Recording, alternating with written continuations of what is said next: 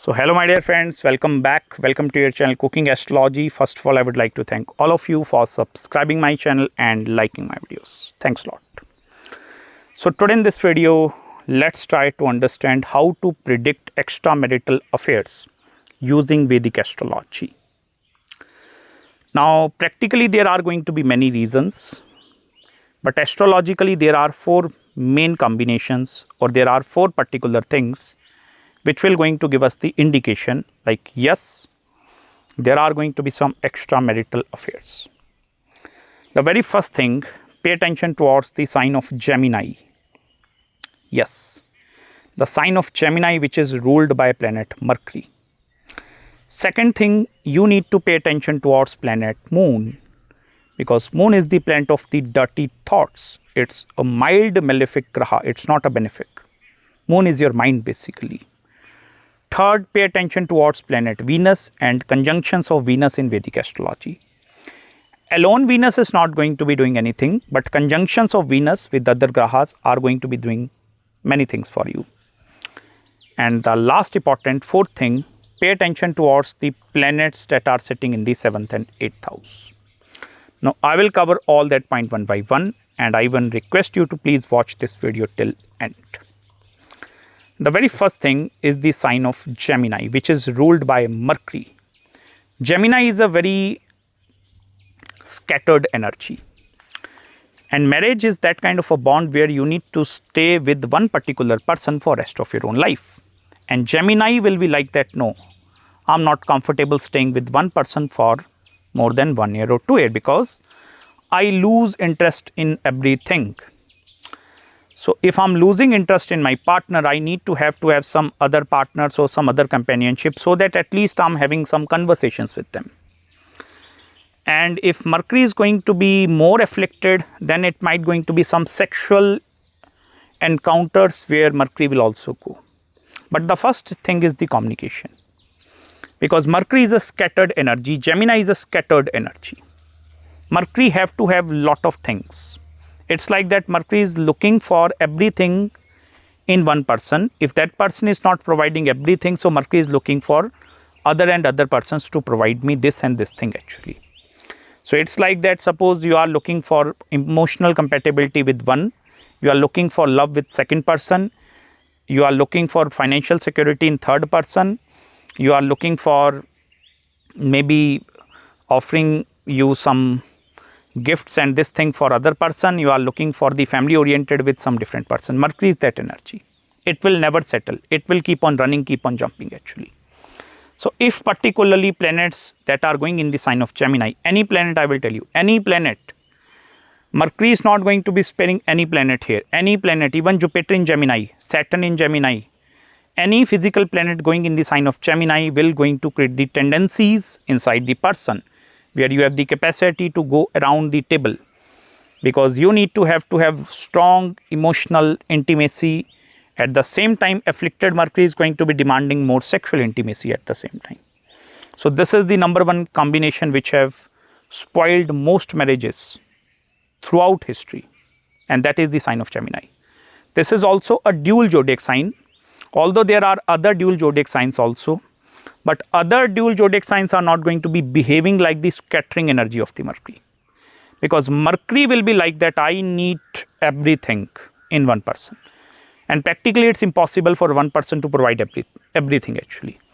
Yes, one person can work hard to provide everything, but you cannot go by 100% perfection in all the areas. Maybe one person is good at providing you emotional care 100%, but that person might not be very good at providing you with the love.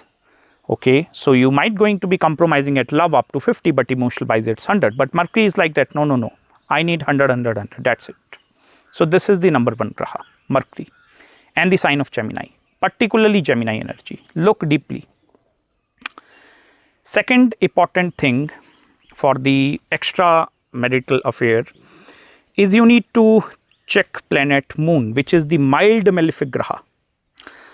I made one video over planet Moon, and Moon is the dirty thoughts. If planet Moon is first of all going in the air elements, again Gemini is a air element, Libra is a air element, Aquarius is also the air element. If moon is going in the air element, then moon is also going to be having lot of demands. It represents the person is very moody, or there are a lot of mood fluctuations inside this person.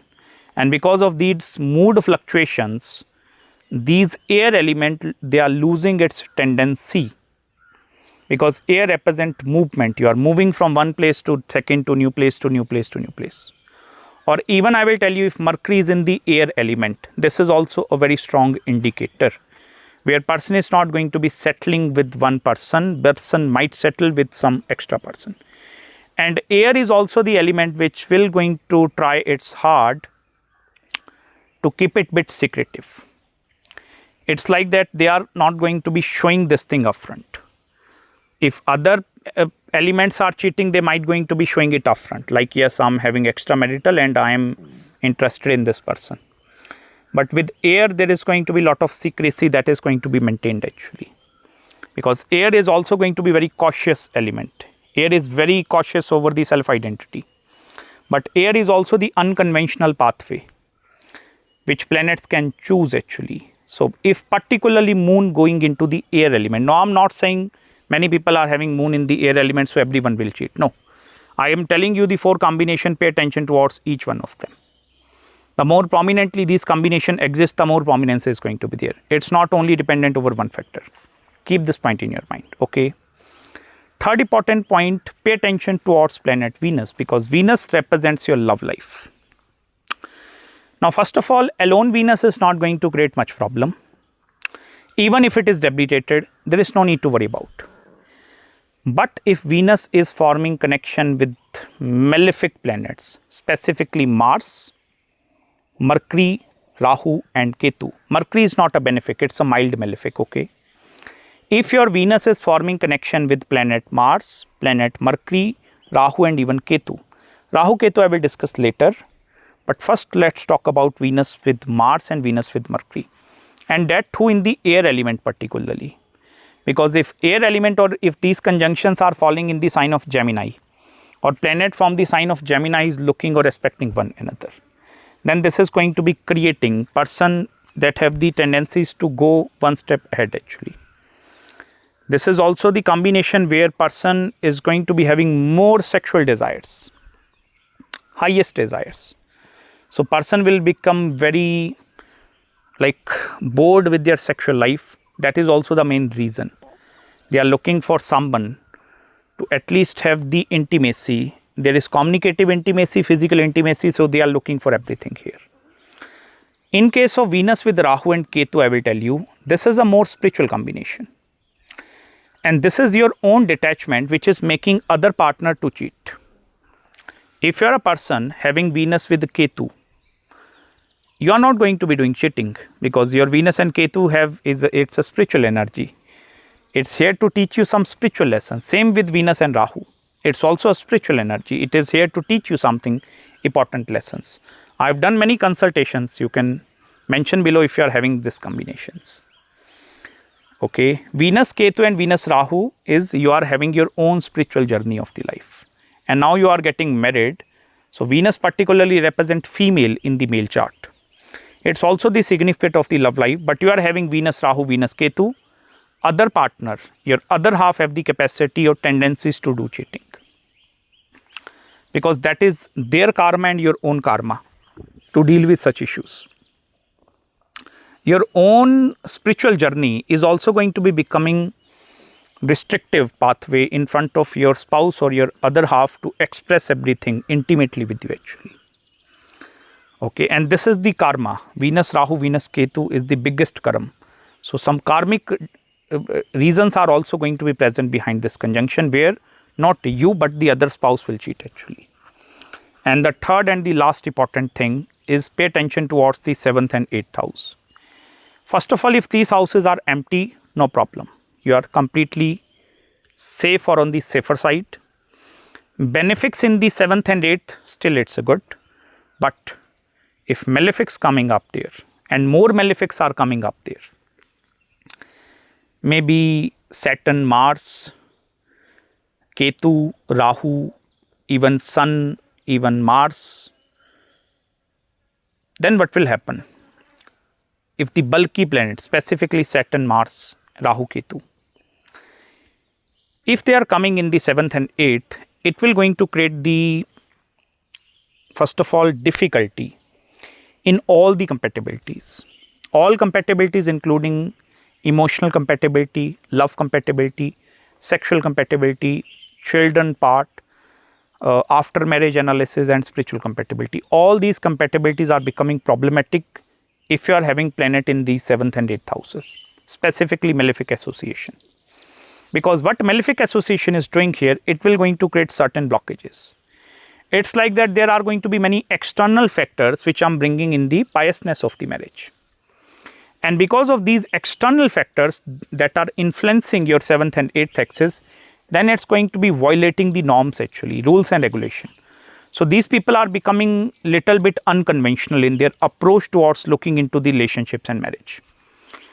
Because for these people, I will tell you, marriage is, it's not a Humpty Dumpty or very cakewalk kind of a scenario. Malefic in this axis, you need to not only fight with the battles of the marriage, but here you need to actually fight with the battles of family also. You need to fight with the battles of many other things. Sexual battles, all the other battles are going to be there. Then the marriage is becoming a battleground. It's better to have planets in the 10th and 11th, where you are in your career, you are fighting hard. But planets in these houses are becoming a battlefield.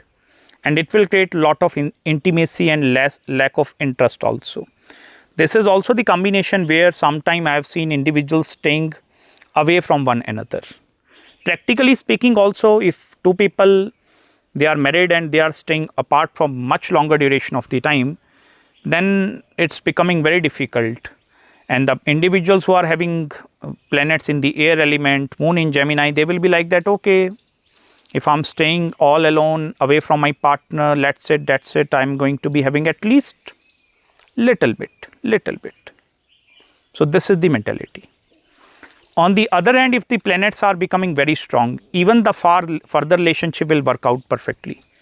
But in case, I will tell you, your emotional dependency basically is bit high. You need to have someone with you. So they might not going to be naming it as extramarital, they might be naming it as some different relationship. Or we are just friends, we are close friends, we are best friends actually. So these are the 4 combinations. Check in your astrological chart and mention below the comments. अभी दूध का दूध और पानी का पानी हो जाएगा यहाँ पे. You understand? दूध का दूध, पानी का पानी. We are separating the milk from the water. So everything will get clear. Just mention the comments and other people can also understand what is happening if these parameters are there in Vedic astrology. And I hope you have gained now some insights in this video with me. For any consultations regarding marriage, career, business, just drop me an email. I will try my best to get back to you as soon as possible. Make sure to subscribe my channel below, hit the like button. And please go on the debate in the comment section. And I'm going to meet you very, very soon in the next video. Hare Krishna.